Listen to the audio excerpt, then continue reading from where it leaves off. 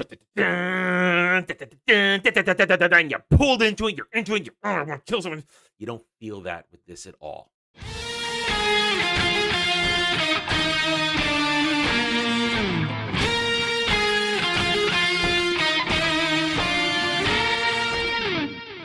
Howdy, y'all. The first chapter of my fantasy novel, Guardian of Innocence, is now available for free. Click the link in the description below and join me in an old-school good versus evil story where Cole Larys, a disillusioned mercenary, suddenly finds himself dropped into the middle of a destiny he never asked for as the protector of Jania Sarai, a blacksmith's daughter who may hold the answers to finally stopping a millennia-old threat to the world of Rosetta. Cole's perceptions of love, family, trust, loyalty, as well as his very beliefs in fate versus free will shall be tested as he struggles to keep Jania safe from the minions of the dreaded Zabor Tal, former champion of the gods and now ruler of the long-forgotten Yis Empire. Click the link below, enjoy the first chapter, subscribe to my YouTube channel, and help it grow so that I can bring you the full story in the near future. Thank you, and enjoy the video. Howdy, y'all. I am Adam the Renaissance Nerd. Halo TV series. Official trailer dropped yesterday during one of the NFL championship games. I've watched it a few times. I am underwhelmed and unimpressed. And I'm saying that as a Halo normie. A basic Halo normie. Now, what's my history with Halo? Why do I feel like I have a right to make a commentary on this trailer? A commentary on the choices Paramount Plus has made? Because, well, yes, I've played Halo back in the day. I played the original game. I bought a used Xbox in early 2003 just to get Halo, just to get Knights of the Old Republic. Friend had been bugging me, dude, you got to play Halo. I know you're an RPG guy, but you got to play Halo. It's awesome. You got to play. And I gave in. I got it, and I was not disappointed. The original Halo, Combat Evolved, was an excellent game. Played the hell out of it. Got good enough where I could beat it on its hardest difficulty level. It was great. It was fun. It was exciting. It had a great story, great character. You pulled in. Now, I didn't really play much of Halo 2. Only played it at that same friend's house a few times. And after that, since I wasn't an Xbox guy, I checked out. I've kept my fingers on the pulse of the Halo franchise, so I know what the story's been over the years, but I haven't really cared. So I'm basically a Halo normie, but I have experience with the original Halo game, which is what this show should have been all about. Which is why I feel I have room to comment. Paramount Plus has completely missed the ball. They've completely missed the opportunity they had with giving us a Halo TV show. Something that hardcore Halo fans have been begging for 20 years. We are literally 20 years. This franchise is 20 years old. A little over, but 20 years old. And Halo fans, they are hardcore. They are hardcore gamers. They are hardcore fans. They love their franchise. They love the Master Chief. Hell, I love the Master Chief. The Master Chief is a badass. And we could have gotten it if someone had a clue at Paramount Plus. But they don't have a clue. The sole purpose we haven't gotten what we would want, a real adaptation of the original Halo game, is because it's problematic.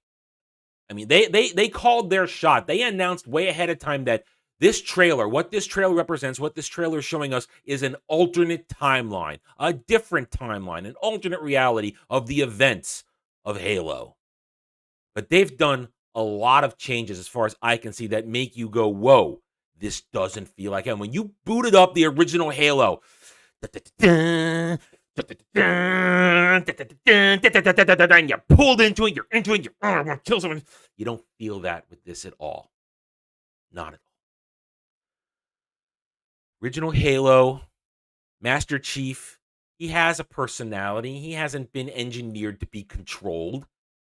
Yes, he's a human weapon, but he's a human weapon with a mind of his own. In this trailer, they say to us that Master Chief and other Spartans, and yeah, it's the Diversity Squad Spartans. Yeah, I know later on the leader of the second gen Spartans is a black dude who has a beef with the Master Chief. Yeah, that's great, but that was done organically. This is just showing us, oh look, here's more representation and more inclusion Spartans with a couple of women, one with pink streaks in her hair and a black dude.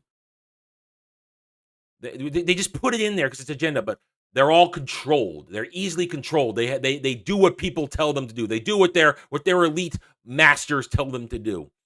As opposed to the original Halo, where the Master Chief had a mind of his own. Until the Master Chief touches an artifact that the Covenant are after, suddenly he can think for himself. But then what do? Oh, we need to control him more. Let's give him an AI as a shackle. Here comes Cortana. They give Cortana in this is nothing but a control mechanism for the Master Chief. And I don't care that they got the original voice actress to reprise Cortana. I don't care about that.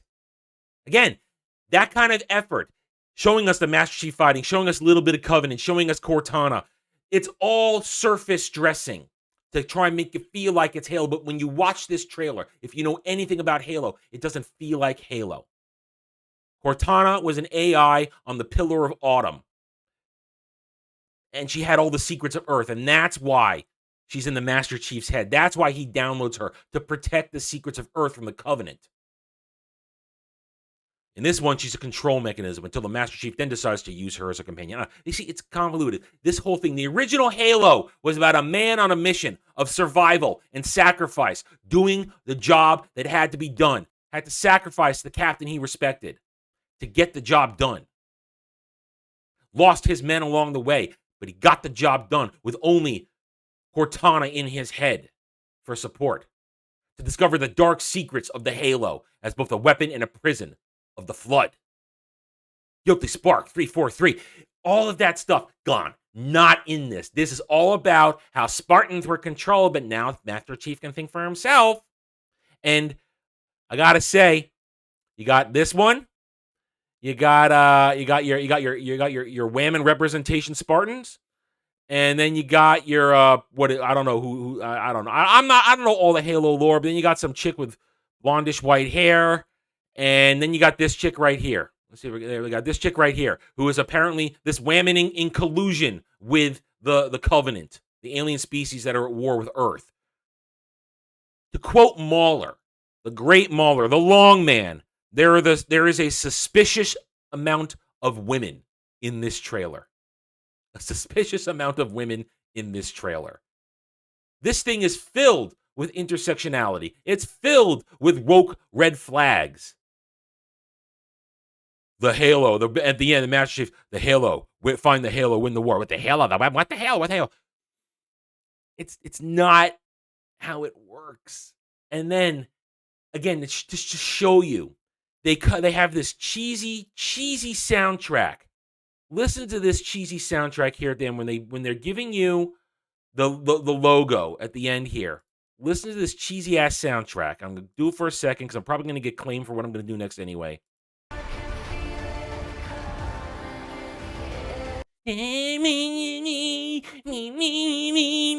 What is that? You missed a golden opportunity to capture and show that you were going to be faithful to this. That you were going to that you were there for original fans. All you had to do was do this.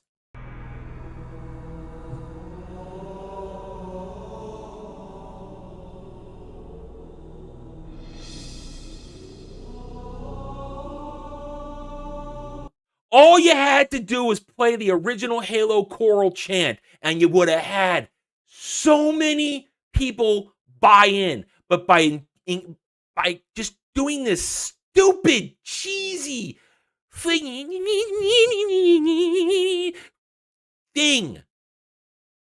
what? They don't get it. Paramount Plus doesn't understand what they have. They don't understand what they have. But of course, they weren't going to give us the original one. The original one is problematic because it's a toxically masculine protagonist doing it on his own without inclusion of diversity backing him up, or all over the place.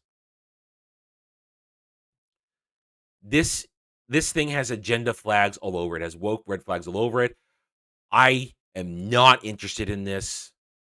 I'm not interested. I might not even cover it as a show just because it's stupid.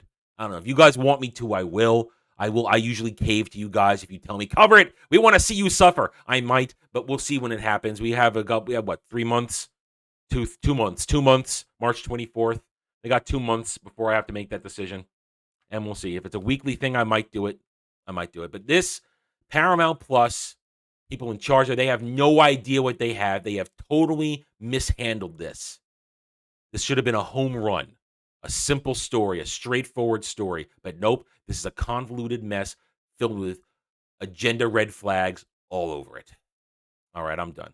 Thank you for watching this video. If you enjoyed it, a like would be appreciated. If you're new here, I invite you to subscribe to my YouTube channel, where I will cover things with facts and logic, because facts don't care about your fee-fees. I'm not here to be everybody's friend.